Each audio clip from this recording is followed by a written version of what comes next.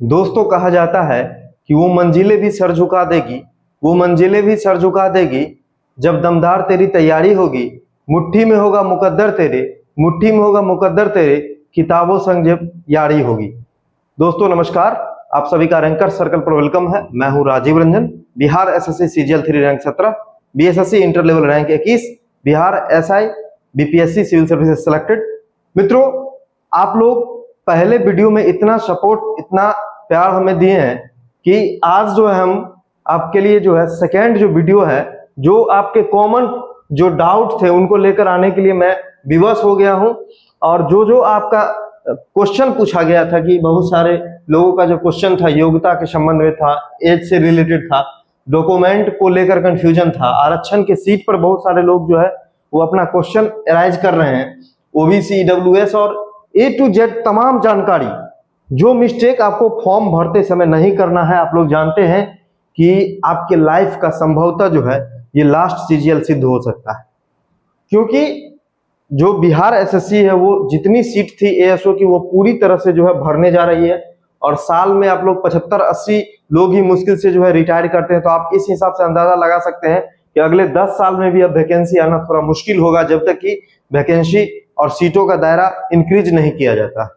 ठीक है, तो ये आपके लिए जो है लास्ट चांस हो सकता है। तो सबसे पहली बात कि जो लोग ये कह रहे हैं कि वैकेंसी बहुत कम आई, मैं ये मानता हूं कि वैकेंसी कम है, लेकिन जो क्रीम पोस्ट है आपको एएसओ वो आई है। और सबसे बड़ी खुशी की बात है कि वैकेंसी आई है। इतना जल्दी दोस्तों वैकेंसी आना, आप सोचिए कि 22 में वैकेंसी आई, 24 में बहाली कंप्लीट हुई और फिर 25 में आपके सामने वैकेंसी है। ये बिहार के लिए कम बड़ी बात नहीं है। इसलिए आप अपना रोना जो रो रहे हैं वो छोड़ के जो आपको मिला है उसमें आप लोग जो है वो खुश रहिए। और दूसरी बात ये है कि नोटिफिकेशन में क्लियर मेंशन किया गया है कि सीटों की संख्या घट या बढ़ सकती है। तो आप लोग पॉजिटिव रहिए, जो है घटने की बात तो दूर, बढ़ने की संभावना है।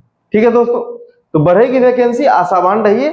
अभी जो है आप लोग निराश नहीं होइए। अभी फिलहाल 1481 सीट है।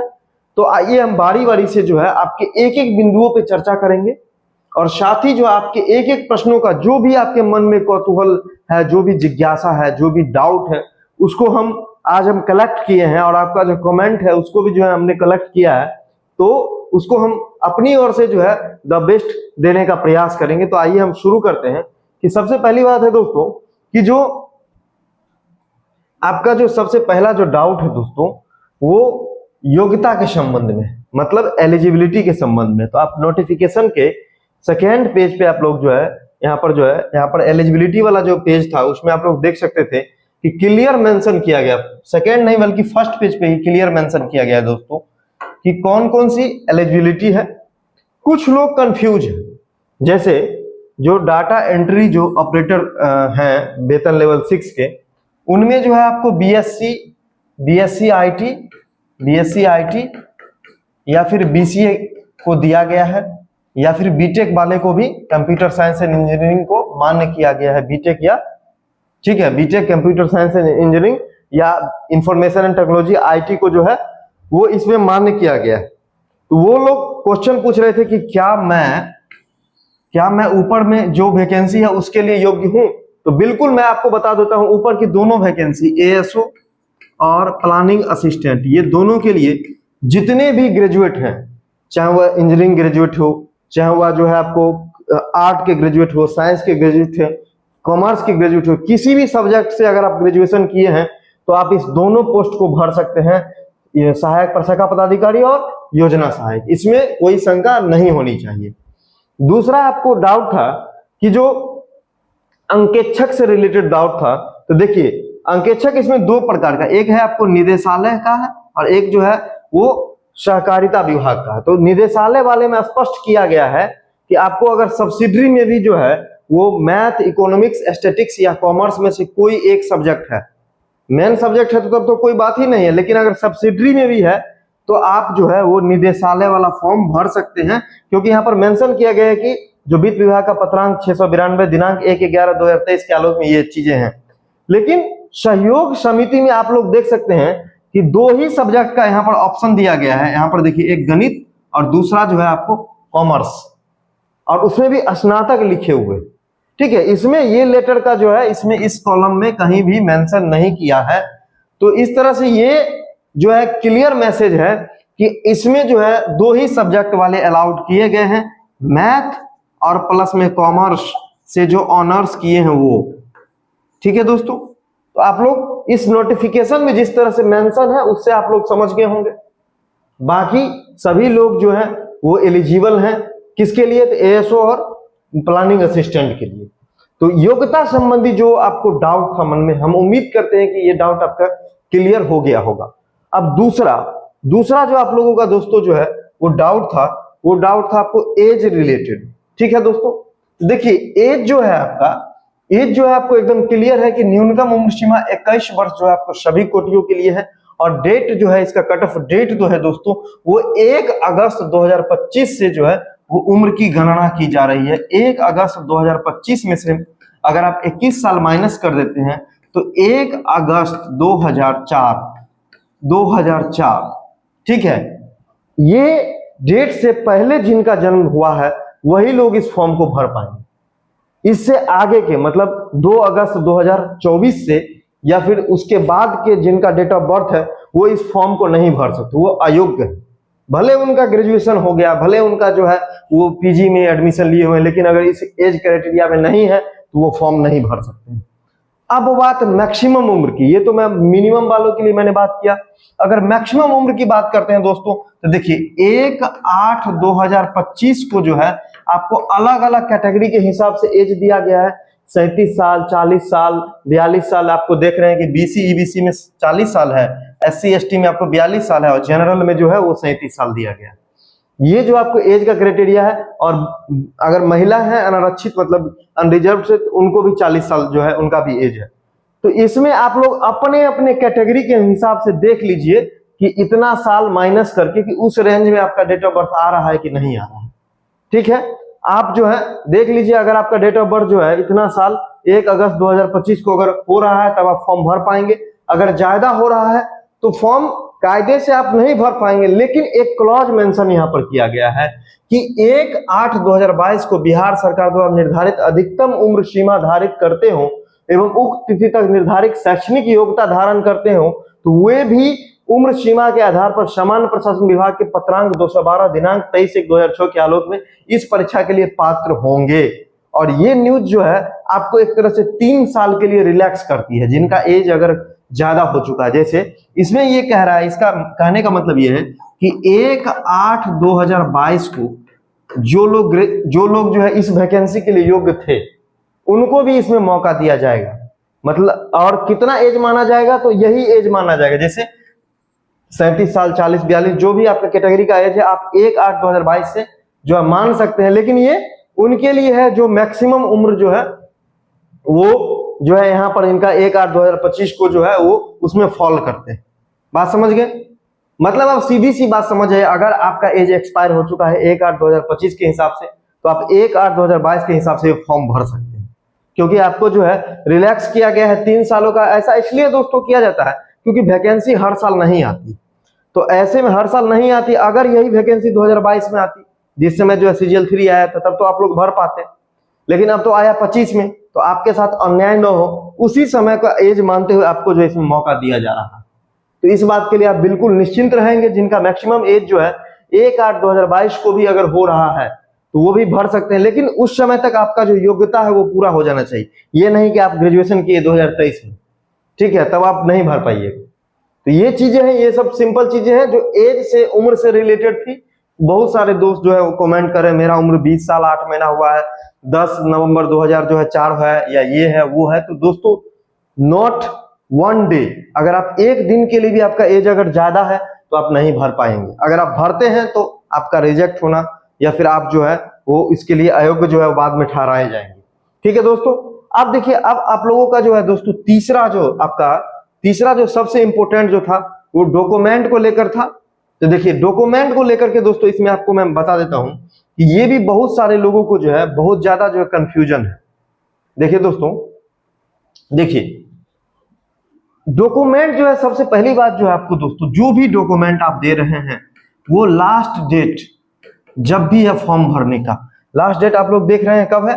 तो 19/9/2025, ठीक है, इसके पहले का होना चाहिए। मतलब जब आप फॉर्म सबमिट कर रहे हैं उस तिथि से पहले का आपके पास सारा डॉक्यूमेंट होना चाहिए। डॉक्यूमेंट का लिस्ट दोस्तों मैंने पहले भी बता दिया है कि आपके पास जो है मैट्रिक का मार्कशीट होना चाहिए, मैट्रिक का मूल प्रमाण पत्र यानी ओरिजिनल सर्टिफिकेट होना चाहिए जो 2-3 साल बाद आता है, ठीक है। बहुत सारे लोग नहीं निकाले होंगे, तो दोनों चीजें चाहिए।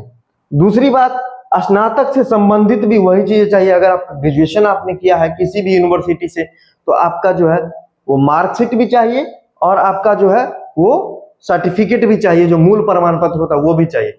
अब इसी में बहुत सारे साथी को कंफ्यूजन है कि वो कह रहे हैं कि मेरे पास मार्कशीट है लेकिन मूल प्रमाण पत्र नहीं है, मेरे कॉलेज में है। तो आप जो है अभी फॉर्म जब भरिएगा, मुझे याद है जब मैंने बीएसएससी CGL 3 का जब फॉर्म भरा था तो उसमें एक ही चीज पूछा था आपको, जैसे मैट्रिक और ग्रेजुएशन दोनों का जो है आपको सर्टिफिकेट जो है वो सर्टिफिकेट नंबर पूछता है और सर्टिफिकेट का जो इशू डेट पूछता है। बस दो चीज आपसे पूछेगा। अभी ये डॉक्यूमेंट शायद अपलोड नहीं करवाता है, डॉक्यूमेंट मेंस के टाइम में आपसे अपलोड करवाएगा। तो हालांकि जब पोर्टल खुलेगा तो अगर कुछ नया होगा तो आपको पता चल जाएगा, लेकिन अभी जो है पिछली बार जैसा हुआ है वैसे मैं बता रहा हूं। तो इसमें क्या है कि अगर मान लीजिए आपके पास मैट्रिक का सपोज डेट आपके पास सर्टिफिकेट नहीं है, आपने मार्कशीट लगा दिया, मार्कशीट का इशू डेट डाल दिया। उसी तरह से ग्रेजुएशन का भी है, आपने मार्कशीट लगा दिया, उसका इशू डेट डाल दिया, आपका नो डाउट आपका फॉर्म भरा जाएगा। लेकिन जब ये पॉइंट क्लियर मेंशन है कि लास्ट डेट से पहले आपको जो है आपके पास ये सारा चीज होना चाहिए और आप बाद में अगर ग्रेजुएशन का सर्टिफिकेट इशू करवाइए। जैसे मान लीजिए कि आपने जो है आपका जॉब लगा, आप 2026 में गए और 2026 के मार्च का जो है वो ग्रेजुएशन सर्टिफिकेट आपका जो उस इशू डेट उस डेट का है, तो हो सकता है थोड़ा बहुत वो आपको प्रॉब्लम क्रिएट कर सकते हैं। ज्यादा तो इशू नहीं होगा, लेकिन हमें ये लफड़ा चाहिए ही क्यों? जब हमारे पास समय है, अभी 1 महीने का समय है, आप अपने जो यूनिवर्सिटी है, कॉलेज है, उससे आप मूल प्रमाण पत्र अपना निकाल लीजिए। मैट्रिक का तो जो लगभग लोग के पास रहता ही है, ठीक है। और उसके बाद जो है फॉर्म भरिए। आप भले उसको यूज नहीं कीजिए, अगर आपके पास जो है ओरिजिनल सर्टिफिकेट नहीं है, आपके पास प्रोविजनल है दोस्तों। वैसे प्रोविजनल जो है 6 महीना साल भर के लिए ही दिया जाता है, जब तक मूल प्रमाण पत्र बन के नहीं आता है तब तक यूज के लिए दिया जाता है। लेकिन अगर ज्यादा समय हो गया तो आप ओरिजिनल ही दीजिएगा तो बेहतर रहेगा, लेकिन प्रोविजनल से भी काम चल जाता है, ठीक है। जब आपके पास नहीं है तो उस कंडीशन में काम चल जाता है। तो इसमें आप फॉर्म भरते समय आप पहला ऑप्शन क्या रखेंगे? तो पहला ऑप्शन दोनों में जो है वो सर्टिफिकेट का ऑप्शन रखेंगे, ठीक है, दोनों में। अगर सर्टिफिकेट नहीं है तब आप मार्कशीट डाल के, मार्कशीट का इशू डेट डाल के फॉर्म जो है आराम से भर सकते हैं। लेकिन मेरा ये सलाह रहेगा कि आप लोग जो है वो अपना ओरिजिनल सर्टिफिकेट दोनों का, मैट्रिक और ग्रेजुएशन का जो है इशू करवा दें, ठीक है। दूसरा पॉइंट जो है आपका इसमें जो लिखा हुआ है, जो कैटेगरी को लेकर के और जो रिजर्वेशन को लेकर के है, जो उससे जुड़ा हुआ जो सर्टिफिकेट का बिंदु है, तो उसके बारे में दोस्तों मैं क्लियर करना चाहता हूं कि जो देखिए हमारे यहाँ जो रिजर्वेशन जो अभी बेसिकली मिल रहा है, अभी तो उसकी संख्या बढ़ गई है, लेकिन जो मूल रूप से जो रिजर्वेशन दोस्तों मिलता है तो वो देखिए, एक तो मिलता है आपको BC पिछड़ा वर्ग को, फिर अत्यंत पिछड़ा वर्ग को मिलता है जिसको हम EBC बोलते हैं, फिर आपको EWS को भी मिल रहा है, फिर आपको जो है अभी से एक वुमेन कैटेगरी का भी जो आपको रिजर्वेशन का सिस्टम जो है आपके लिए जो इंक्लूड हो गया, और सबसे ऊपर जो आपको SC ST को जो है वो रिजर्वेशन मिल रहा है। तो सभी के लिए जो सर्टिफिकेट का इशू डेट है दोस्तों, वो आपको लास्ट डेट से पहले होना चाहिए, लास्ट डेट से पहले होना चाहिए। और अगर आप इसमें से कोई भी कैटेगरी का अगर आरक्षण का लाभ लेना चाहते हैं तो आप अगर बिहार के निवासी है तभी आपको लाभ मिलेगा, ठीक है। तो जब बिहार के निवासी है तो इसका प्रमाण पत्र आप कैसे दीजिएगा? तो अपना निवास प्रमाण पत्र बना के दीजिएगा। तो आप सभी के पास पहला शर्त यह है कि निवास प्रमाण पत्र होना चाहिए। दूसरा शर्त दोस्तों ये है कि निवास प्रमाण पत्र जो है वो, निवास और जाति जो प्रमाण पत्र है दोस्तों, वो आपका आजीवन मान्य होता है। मतलब एक बार आप कभी भी बना लिए हैं तो उसका वैलिडिटी हमेशा रहता है। तो इस बात के लिए जो आप लोग निश्चिंत रहेंगे।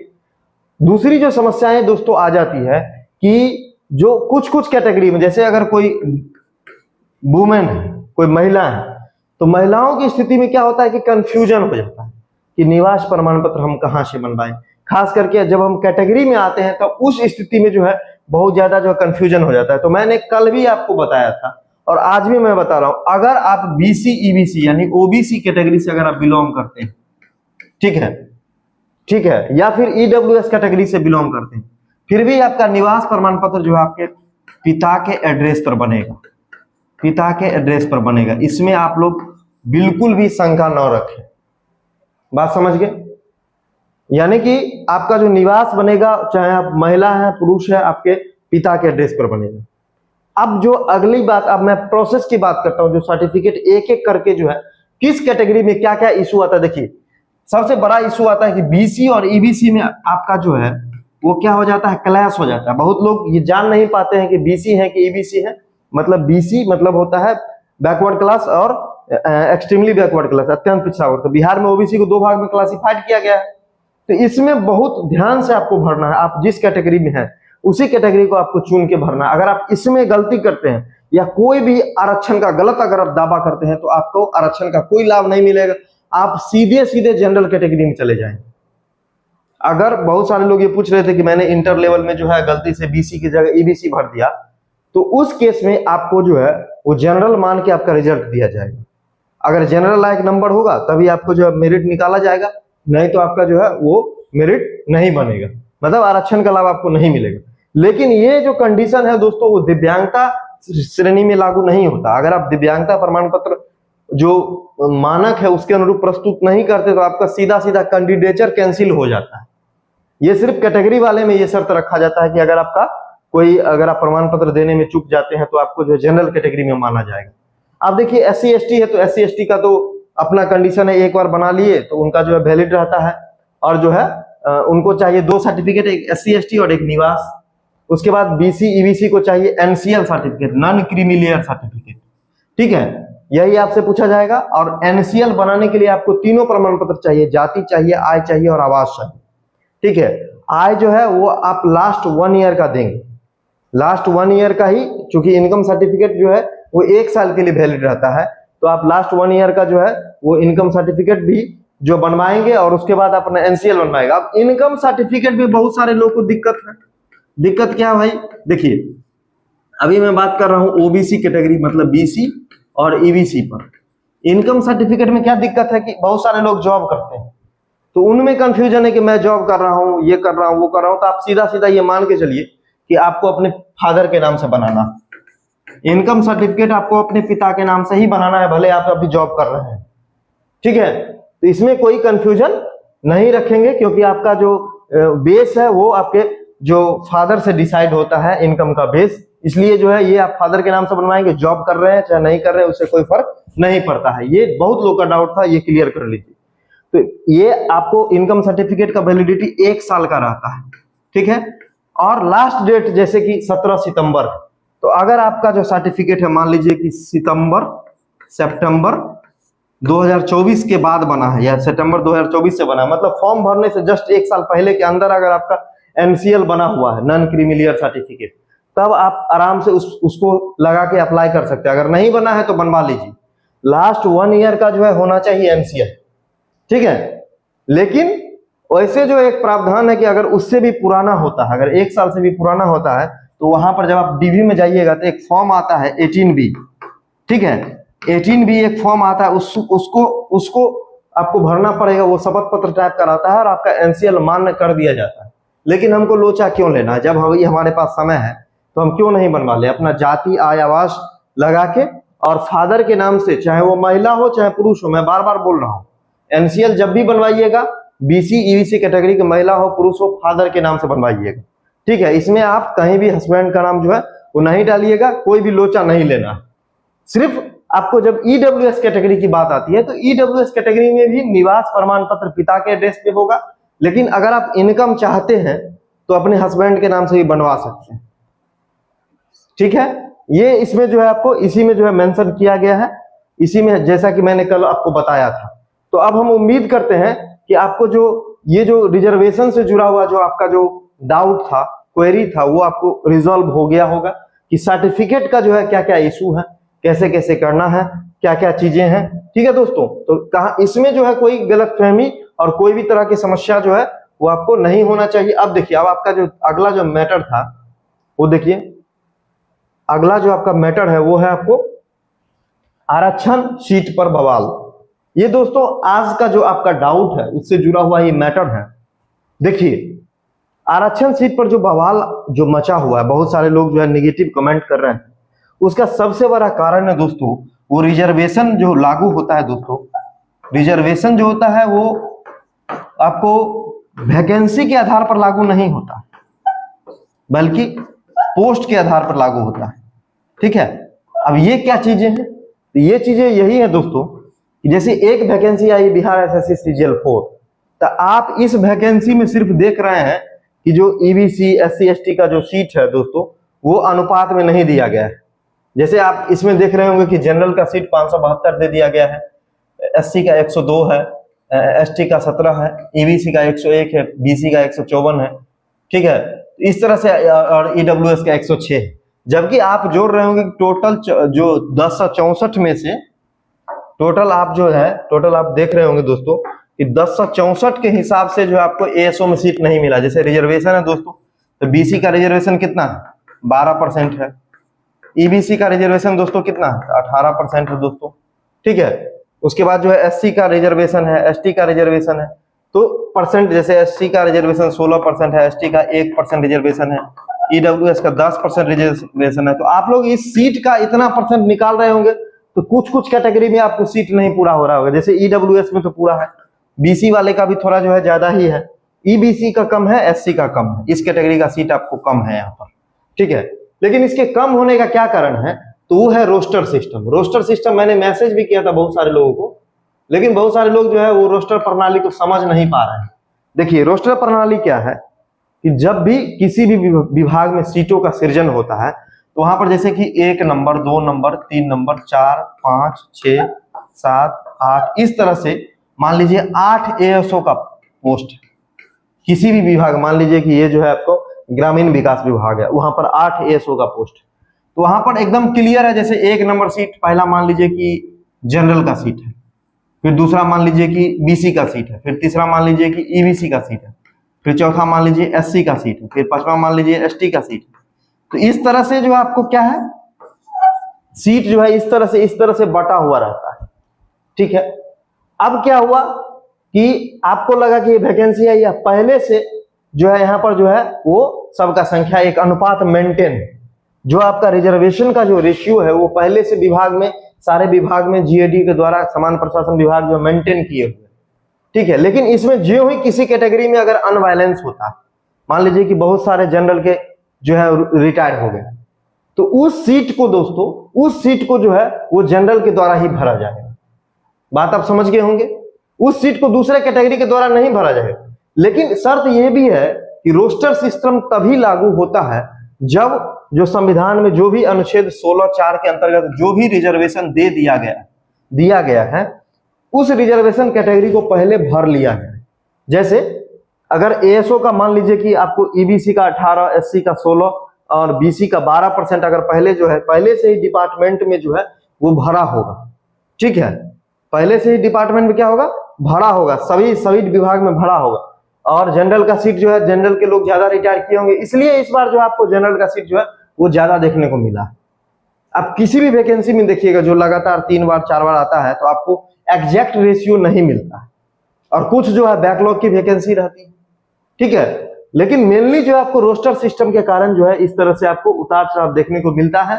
तो इसमें आप जो ये कहिएगा कि हाँ ये आपके लिए थोड़ा दुखदाई है कि आप जिस समय तैयारी कर रहे हैं उसी समय आपके कैटेगरी का सीट कम हो गया, ये मैं मानता हूं, और थोड़ा सा ऊंच नीच हो गया, ये थोड़ा सा खलता हर किसी को। लेकिन आप ये जो कहिएगा जो ये सिस्टम है जानबूझ के घोटाला किया ये वो, तो दोस्तों ऐसा कुछ नहीं है। कुछ लोग मैसेज ये भी कर रहे थे कि 50% सीट बिक गया। तो दोस्तों जो पहले ये मान लिए हैं तो वो मान लीजिए कि वो अपने आप को बेच दिए हैं, उनका कभी भी रिजल्ट वगैरह नहीं होने वाला। उनको तैयारी करना, उनका मानसिक सोच इस तरह से दूषित हो चुका है कि वो फिर यहाँ पर सर्वाइव नहीं कर पाएंगे। ठीक है, यहाँ पर बहुत स्ट्रांग जो है वो माइंड होना चाहिए, बहुत स्ट्रांग जो है एकदम पर्सन होना चाहिए, पर्सनालिटी एकदम ऐसा होना चाहिए कि बस कुछ भी हो, अगर 5 सीट भी आए तो 5 सीट में ही रिजल्ट लेने का उनके पास क्या होना चाहिए, तो कैपेसिटी होना चाहिए, या ऐसा बनना पड़ेगा।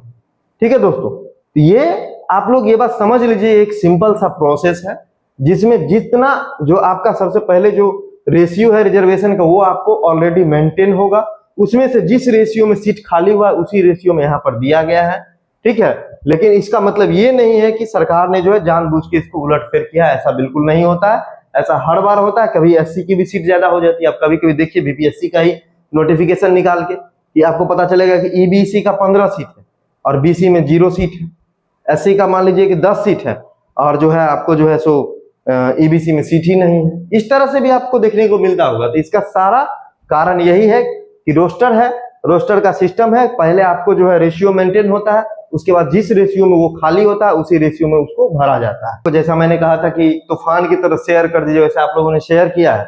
अगर आप इसी तरह से सपोर्ट करते रहते हैं तो निश्चित रूप से जो है हम बहुत जल्दी जो है आपके लिए जो है वो रेगुलर क्लास या फिर जो भी हो एक ऐसा प्लेटफॉर्म लेके आएंगे जो शायद आपको इस YouTube पे जो है CGL 4 के लिए तो कम से कम नहीं मिले, ठीक है। लेकिन ये सब आपके सपोर्ट पर ही डिपेंड करता है। तो इसमें बहुत सारे लोगों ने जो है वो कमेंट किया है। देखिए सबसे पहला जो कमेंट है आपको, ये विशाल जो है कमेंट करते हैं टोटल 1481 सीट है। वही मामला जो मैंने अभी आपको समझाया कि मतलब सीट घटा दिया गया, तो वो आपको क्लियर हो गया होगा। उसके बाद सब्जेक्ट बाय टॉपिक डिस्कशन के लिए बोला जा रहा है। तो निश्चित रूप से जो है आपको अगला जो वीडियो होने वाला है वो आपको सिलेबस बुक लिस्ट पे होगा। उसके बाद जो है आपको subject by topic discussion online जो लाइव क्लासेस होते हैं उसके माध्यम से जो होता है ना, वो मैं कोशिश करूंगा कि आपको जो है वो लाइव डिस्कशन करवाऊं और आप लोग को ज्यादा ज्यादा फायदा जो है उससे हो। उसके बाद देखिए अगला जो क्वेश्चन है, बहुत सारे लोग जो है वो आपको क्विज के लिए कह रहे हैं। देखिए जो महिला एससी कैटेगरी के उनको भी आय प्रमाण पत्र बनाना होगा, मेरिट है। देखिए एससी कैटेगरी के लिए आपको बस कास्ट सर्टिफिकेट चाहिए और निवास चाहिए। तो ग्रेजुएशन का मूल प्रमाण पत्र नहीं है, प्रोविजनल है, फॉर्म भरा जाएगा। फॉर्म भरा जाएगा, फॉर्म भरने में कोई दिक्कत नहीं है, लेकिन लास्ट डेट से पहले का आपके पास अगर मूल है तो आपको कोई दिक्कत समस्या नहीं होगी। कॉलेज मार्कशीट देने में ही लेट लगा रहा है, तो देखिए प्रयास कीजिए कि कॉलेज मार्कशीट दे दे। एक चीज तो आपके पास होना ही चाहिए, ठीक है। जिस समय आप अप्लाई करें कम से कम एक चीज तो होना ही चाहिए। अगर दोनों है तो बहुत अच्छा रहेगा, पूरी तरह से आप जो है झंझट फ्री रहिएगा। वित्त मंत्रालय में मैथ ऑनर्स होना जरूरी है या सब्सिडी। देखिए ऑडिटर वाला जो था, एक निदेशालय वाला जो था, उसमें तो आपका सब्सिडी वाला भी चलेगा। सहयोग समिति वाला में क्लियर मेंशन नहीं है, तो वहां पे हमको लगता है कि आपको जो मैथ और कॉमर्स से जो है ऑनर्स होना जरूरी है, ठीक है। उसके बाद जो है डेली टास्क सीरीज जनरल से डालना चाहिए फॉर्म, सीट ज्यादा फाइट करने का मौका मिलेगा। देखिए ऐसा नहीं है, आप अगर जनरल से डालिएगा तो जनरल तो आपको ऊपर से सेलेक्ट होते हैं और जनरल में आपको अदर स्टेट और जो तमाम कैटेगरीज हैं, जो कैटेगरी के भी स्टूडेंट हैं उनको भी अगर ज्यादा नंबर आता है तो वो जनरल में माने जाते हैं, या जिनका सर्टिफिकेट वगैरह जो है गड़बड़ा जाता है उनको भी जनरल में ट्रीट किया जाता है। तो अगर आपके पास अगर रिजर्वेशन है तो आप सीट पे मत जाइए, आप अपने कैटेगरी में ही फॉर्म भरिए। सीट बहुत कम है, देखिए सीट बहुत कम है तो अच्छा ही है, ठीक है। सीट थोड़ा सा बढ़ेगा भी, ऐसा नहीं है कि इतना ही रहेगा। उम्मीद है कि बहुत जो है मतलब कम से कम 500-600 सीट, मेरे हिसाब से 2000 के आसपास सीट हो जाना चाहिए। अब जो भी हो, लेकिन इस पे आपको टेंशन नहीं लेना है। 1/8/2025 के बाद रिजल्ट आया है, हम फॉर्म भर सकते हैं। 1/8/2025 नहीं, लास्ट डेट तक अगर आपका रिजल्ट आ गया है और आपके पास मार्कशीट आ गया है, जिस दिन आप फॉर्म भर रहे हैं उससे पहले तक अब मार्कशीट भी आ गया है, तो आप भर सकते हैं, कोई दिक्कत नहीं है। एक वीडियो में बुक के बारे में, स्ट्रेटजी के बारे में बिल्कुल मैं बताऊंगा। उसके बाद जो है हर पोस्ट के बारे में जो है अलग अलग फॉर्म फिल होगा या केवल एक ही। देखिए एक ही फॉर्म फिल होगा, ठीक है, एक ही फॉर्म फिल होगा, हर पोस्ट का अलग अलग फॉर्म फिल नहीं होगा। ओबीसी में इनकम सर्टिफिकेट मेरा होगा या पापा का, देखिए आपके पापा का होगा, भले आप जॉब भी करते हैं तो आपके पापा का होगा, आप इसके लिए टेंशन फ्री रहिए। मेरा बीटेक है, क्या मैं एएसओ और योजना वाले पोस्ट पे एलिजिबल हो? बिल्कुल एलिजिबल है। आप बिगिनर के लिए वीडियो बनाइए, बिल्कुल बिगिनर के लिए जो हम एक वीडियो लेकर आएंगे। एएसओ ज्यादा बेहतर पोस्ट है, देखिए ये इस पर हम अलग से चर्चा करेंगे। जो पोस्ट वाइज जो है डिटेल जो है, हो सकता है तो जो इस पोस्ट पे वर्क कर रहे हैं, काम कर रहे हैं, उन्हीं के साथ जो है एक इंटरव्यू लेके आपको सारा जो मसला है वो आपको समझा दें। अभी इसका टेंशन आप छोड़ दीजिए। आप लोग जो है चैनल को थोड़ा जो है वो अपना समझ के शेयर कीजिए। आप लोग शेयर करने में कोताही करते हैं, अपने ग्रुप में डालिए, जो भी स्टूडेंट तैयारी करते हैं उनके बीच डालिए, ठीक है। उसमें कंजूसी नहीं कीजिए। जितना मैक्सिमम सपोर्ट हमको मिलेगा, जितना टेलीग्राम पे मेंबर बढ़ेंगे, टेलीग्राम का लिंक दोस्तों हर वीडियो के डिस्क्रिप्शन में दे दिया जाता है और कमेंट बॉक्स में देखिए यही टेलीग्राम का लिंक है, ठीक है, रैंकर सर्कल वाला। तो यहाँ पर आप लोग जुड़िए टेलीग्राम से, क्योंकि वहाँ पर क्विज, PDF और हम लोग जो है लाइव सेशन में जो है वहाँ पर जुड़ते हैं और 1 to 1 जो है वो बातचीत करते हैं। कभी कभी जो हम किसी और लोग जो सिलेक्टेड हैं उनको भी लेकर आते हैं, उनसे भी आप लोगों का जो है वो मार्गदर्शन करवाते हैं। तो आप लोग निश्चित रूप से जो है जुड़िए, इस बार जो है आर या पार की लड़ाई होगी। ठीक है दोस्तों, तो मिलते हैं कल फिर एक नए जोश के साथ, नए बिंदु के साथ, नए टॉपिक के साथ, बुक लिस्ट और टॉपिक स्ट्रेटजी के साथ। तब तक के लिए पढ़ते रहिए, मुस्कुराते रहिए। धन्यवाद।